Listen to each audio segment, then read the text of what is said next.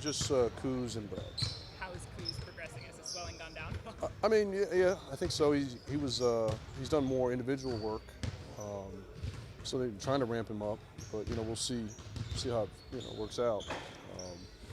But everyone else was full participant, so. And everyone else should be available for tomorrow then? Should be, yes. You said the other person was Brad, correct? Correct. Yes. Yes, and then Yep. we mumbled. Sheesh. Come on, I knew it. I've known the man for 13 years. I knew he'd laugh. I'm a mumbler. No. Speaking of the Orlando Magic connections, you guys played them recently. What went wrong in that game that you'd like to go differently this time around? Well, I thought they to give them a lot of credit. They defended us well. I think we've seen since the break, really, they've been one of the top tier defensive teams with their size and ability to switch. I thought bogged us down a bit. We didn't play with great pace, and I think we had a handful of turnovers in a couple segments of the game that really got them going offensively. So minimizing the turnovers, obviously want to play with a little more pace. And looking back to that Boston game, it was probably the quickest game as far as tempo that we've seen in a while. So makes, misses, obviously turnovers. Trying to get an advantage, easier opportunities would help. But when we don't, we still got to move the ball and kind of play with pace in the half court, which we did a terrific job of the other night. What are your impressions of 𝗙𝗢𝗟𝗟𝗢𝗪 now that he's played almost a full NBA season? There's a lot more film out there on him. Yeah, I mean, he's very talented. I mean, he can score on all three levels. I mean, for a guy his size, whether it's the post, playing off the elbows, handling and pick and rolls, just a combination of ways that he's a threat.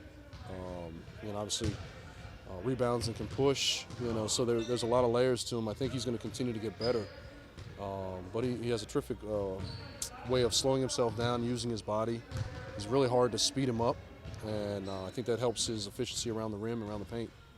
Yes, I got a really basic question for you. Monte was also just talking about how pace is important, and he wished he could kind of consistently play with a little bit more pace and run the offense that way. Does pace correlate to success with this offense in particular because you have three shooters on the floor who can kind of just? I don't know if it's a direct correlation. I think for us, getting more pace into what we do allows us more opportunity to play. I think oftentimes we walk the ball up and you're getting into your action 17, 16 on the clock. You're somewhat limited. So teams, blow through some actions or it doesn't allow you to play to that second side. I think it starts to bog down. Where if you're crossing half court at 20, getting more kick aheads puts a little bit more pressure on the defenders early. Maybe allows you to attack early seams, and we probably had 4 possessions in that Boston game where we were able to get transition layups after makes, and that doesn't happen often. So I like the fact that we can get it in, get it up, and attack early in the clock. The challenge is make sure we're organized spatially. At times you'll have sometimes 3 or 4 guys on one side. So after makes, you want to make sure you're prioritizing your organization so you're not lending into those bad spatial situations, which often lead to turnovers. Seen at recent practices Johnny working with Big Shoot on it seems like his shooting mechanics. Yeah. What can you tell us about that process, the adjustments? Well, that's they've been working together since day one. Obviously, he was spending so much time in the G League, but Mike was watching a lot of film with him.